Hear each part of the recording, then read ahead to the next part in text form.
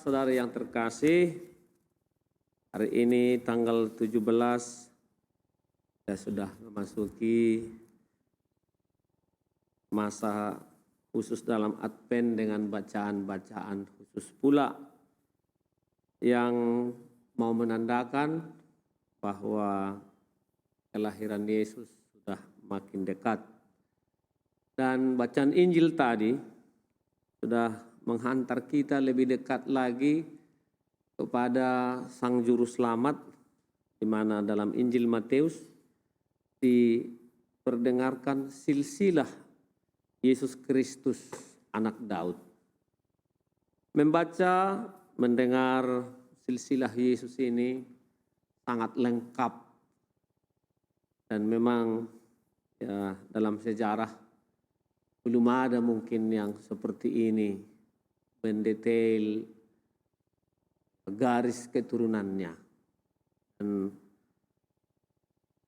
untuk menerangkan siapa Yesus sesungguhnya tidak lagi terlalu sulit karena ada dalam sejarah, dalam kitab suci juga dituliskan. Namun apa yang mau ditampakkan kepada kita, pertama-tama memang bahwa janji Allah kepada umatnya tidak berhenti oleh kekurangan dan kelemahan. Menarik dalam silsilah tadi ada 4 wanita yang disebut namanya, yang meneruskan garis keturunan sejak Abraham, yaitu Tamar, Rahab, Rut, dan Barseba. 4 wanita yang semuanya tidak baik-baik. Lembar tertentu wanita yang ya bisa dikatakan tidak seperti istri yang normal perlakuannya, kelakuannya. Tapi ada juga wanita yang dari bangsa asing seperti Rut. Dan mereka ini dipakai Tuhan untuk meneruskan janjinya, keselamatannya kepada umatnya Israel. Dan dari sana kita belajar bahwa sesungguhnya Allah tidak hanya mempergunakan pribadi manusia yang sempurna, tetapi juga dalam kelemahannya, kekurangan, kerapuhan, Tuhan memakai pribadi-pribadi itu sebagai teman ataupun alatnya untuk sampai kepada keselamatan dalam diri Yesus. Dengan menceritakan silsilah Yesus sejak awal mula sampai kepada Yesus, tampaklah ya seperti kita manusia, kita juga memiliki sanak saudara. Kita juga memiliki keluarga. Kita memiliki nenek moyang. Dan itu penting supaya kita tahu identitas kita, latar belakang kita, bibit dari mana kita muncul. Karena hal itu akan mempengaruhi siapa kita bagi diri kita sendiri dan juga bagi orang lain. Dengan mendengar silsilah Yesus ini, ternyata Allah tidak memutuskan sejarah itu dari orang-orang, dari manusia, tetapi berkesinambungan secara jasmani sampai kepada Yusuf yang juga merupakan keturunan Daud yang menjadi suami dari bunda kita Maria dan bapa dari Yesus sendiri secara rohani. Dengan ini mau dikatakan setiap manusia dipakai Allah untuk suatu tujuan yang lahir melalui proses, meskipun ada juga kekurangan, kelemahan, ada cacat celah, tidak menutup kesempatan bagi Allah untuk memakai mereka sebagai alatnya. Kita diingatkan selalu untuk mengingat dari mana kita berasal, siapa saudara-saudari kita, supaya kita menjadi pribadi yang mencintai sesama, pribadi yang mencintai saudara-saudari kita. Karena itu kita harus membina suatu pohon kekeluargaan yang baik, sehingga kita juga dapat bertumbuh menjadi pribadi yang diinginkan oleh Tuhan. Dengan silsilah ini Tuhan mengajak kita juga untuk memelihara pohon keluarga kita dengan baik. Dan dengan demikian kita tetap menjadi juga pribadi yang eksistensinya juga menjadi kebanggaan bagi kita dan bagi orang lain. Disampaikan juga tadi ada 3 masa. 3 masa dari silsilah itu, mulai dari 14 keturunan dari Abraham sampai Daud. Itu sering juga disebut masa-masa kebesaran, di mana Allah penuh dengan kekuatan dan keperkasaan, penuh dengan janji-janjinya, memuncak kepada Daud sebagai Raja Israel.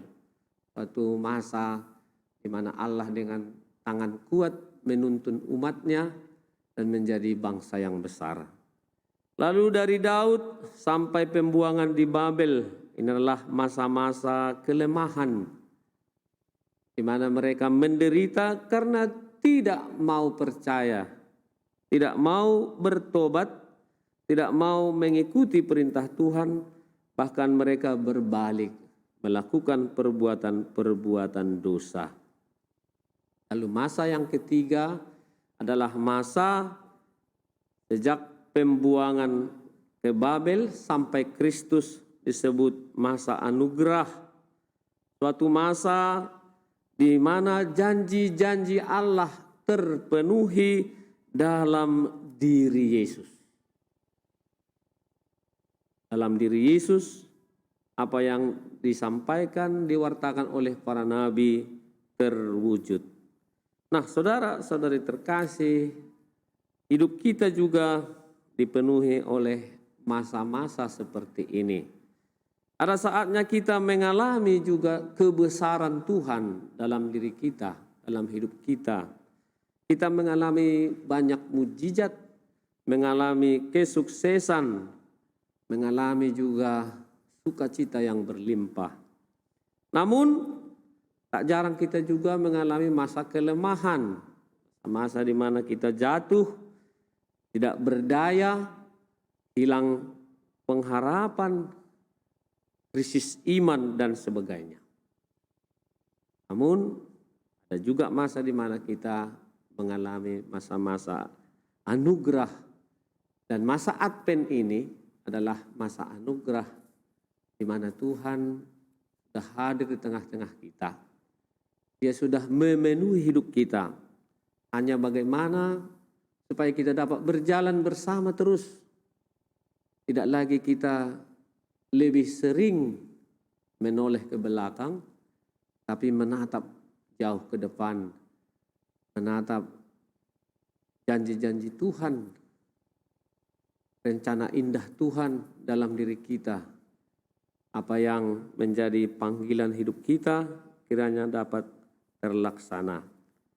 Dan di sisi lain Tuhan mengajak kita juga dengan sabdanya ini selalu optimis menatap masa depan itu. Walaupun kita menemukan orang-orang yang mengecewakan, orang-orang yang menurut kita tidak seperti yang kita harapkan, jangan langsung putus asa. Entah itu saudara-saudara di tengah-tengah keluarga, atau pasangan suami istri yang sudah berubah, yang lebih banyak mengalami masa kelemahan daripada masa anugerah atau masa kebesaran. Tuhan mengajak kita untuk berani bangkit, karena Tuhan sendiri mengatakan Dia akan selalu menyertai kita kalau kita datang kepadanya. Datanglah kepada Aku kalian semua yang lelah memikul beban berat, aku akan memberikan rasa lega kepadamu. Kalaupun kita memiliki beban yang berat, yang susah kita pikul, tapi bila kita bersama dengan Tuhan, beban kita akan menjadi ringan dan kita pun akan menerimanya dengan hati yang tulus. Tuhan bekerja tidak hanya dalam kelemahan-kelemahan yang kita miliki, tapi dalam kesuksesan juga Dia selalu berkarya. Dalam suka dan duka, Dia selalu tampil, memegang tangan kita, membawa kita kepadanya. Semoga Tuhan selalu menuntun kita untuk selalu dekat kepadanya. Amin.